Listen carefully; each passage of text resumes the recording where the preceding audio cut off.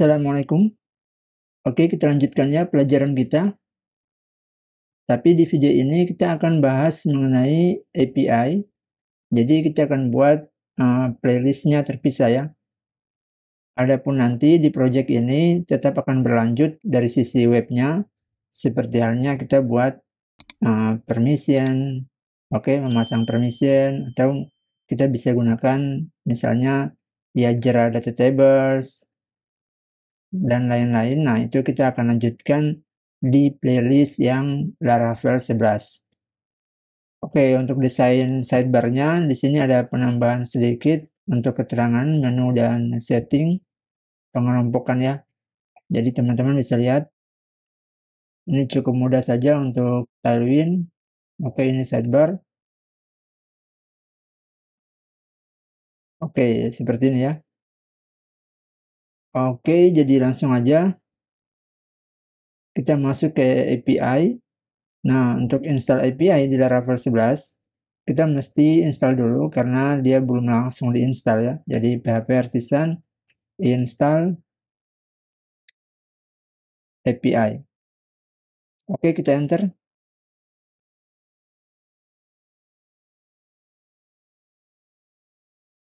Oke, ada database yang baru, database migration, kita yes saja ya. Defaultnya yes, bisa di enter langsung. Enter. Oke. Jadi kita sudah dikasih tabel tambahan ini. Create personal access tokens. Oke, jadi kita bisa PHP Artisan migrate. Oke, kita ini ya. Buat tabel ini dulu. Nah, kita enter. Oke, ternyata sudah langsung ya. Oke, sudah langsung diinstal. Jadi sekarang kita coba cek di kita punya app Bootstrap ini ya. Oke, ini ya. Sudah terdaftar untuk Routes API-nya kita. Nah, di sini ya. Oke, jadi bisa dilihat. Ini Routes API. Nah, middleware-nya ini menggunakan Out Sanctum. Jadi jika kita lihat di kita punya route list, kita clearkan dulu PHP Artisan route list, ini path-nya API. Oke, wait, coba kita broadcast dulu.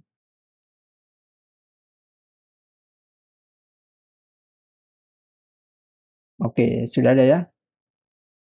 Jadi untuk dapatkan yang lagi login, data yang lagi login, bisa gunakan endpoint ini ya, API user. Nah, jadi ini yang disebut dengan endpoint. Oke, selanjutnya kita coba buat untuk API user controller ya. Jadi di sini HTTP, oke ini controller. Ini kan sudah ada user controller. Tapi ini masih untuk web yang biasa kan. Nah, kita coba buat untuk yang versi API. Jadi kita buat aja gini, PHP Artisan make controller. Kita kasih masuk dalam folder API. Lalu kita buat user API controller. Kemudian kita kasih API. Jadi biar dia akan membuat sebuah function untuk API di dalam user API controller. Oke, kita enter. Nah, kita buka. Oke, sudah ada ya. Index, store, show, update, dan destroy. Oke, kemudian kita ke API.php, kita buat URL-nya ya, endpoint-nya, root. Nah, kita gunakan resource, kayak gini. Lalu users, kita berikan nama user, kemudian kita buat di sini user API controller class. Oke. Nah, jadi dengan begini kita sudah punya nama yaitu routes name-nya itu seperti ini ya, users index, users store. Oke. Nah, jadi di sini kita bisa root case dulu. Oke, kemungkinan dia error. Coba kita lihat root case. ya, oke, dia error ya. Lalu kita root list lagi, ini root list. Nah, kita bisa lihat errornya itu kenapa, karena di sini kalau kita lihat ini ya, API users index. Oke, untuk API. Kemudian untuk web biasa, oke, bukan yang API ya. Nah, dia juga punya users index ini ya. Nah, jadi sudah sama nih. Nah, ini yang menyebabkan dia error. Bisa dilihat ya ini ya. Ada nih, another root has already. Jadi namanya yang sudah ditandai yaitu users index.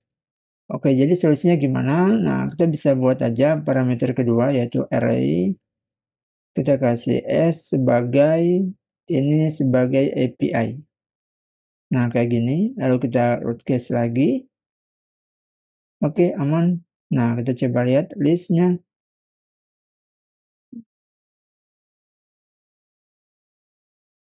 Nah, jadi gini ya, ini API users index. Oke, kita bisa clearkan ya. Clear. Oke, lalu kita ke user API controller. Nah, kita coba ya tampilkan data JSON-nya, yaitu kita ambil user model ini all.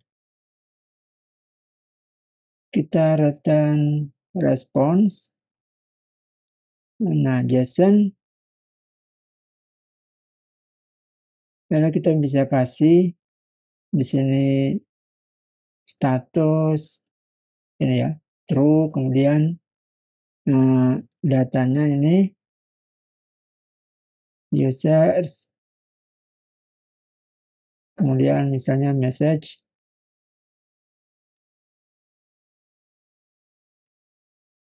get data success.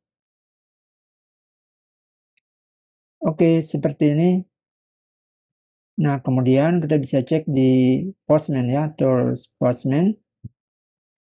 Teman-teman bisa buka atau install Postman yang belum punya, atau silakan cari tools yang lain untuk testing mengenai API. Oke, jadi ini tools Postman. Nah, di sini kita bisa buat workspace baru. Kita buat aja yang baru, workspace.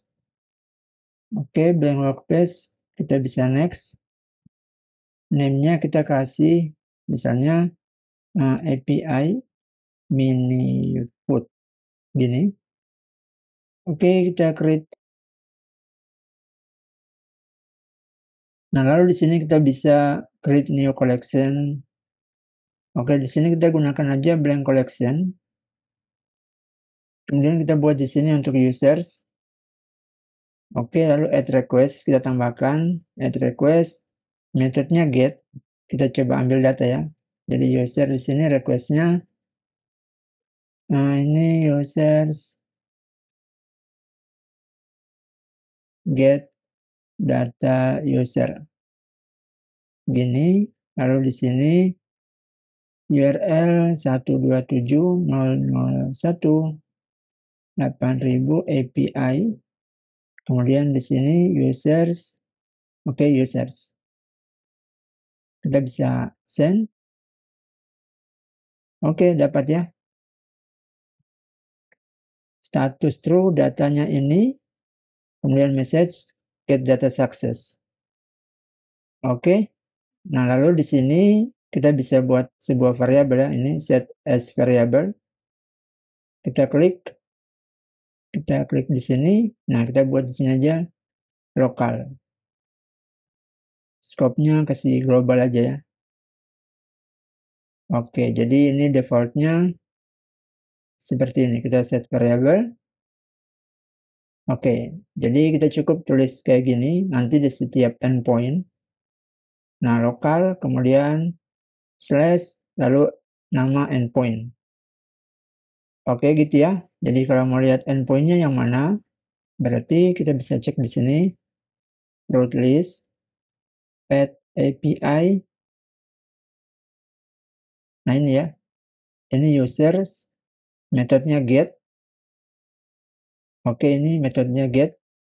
Kemudian di sini users, nanti metodenya post kalau kita mau buat di sini ya, add request, contoh post, sini kita edit jadi misalnya save user.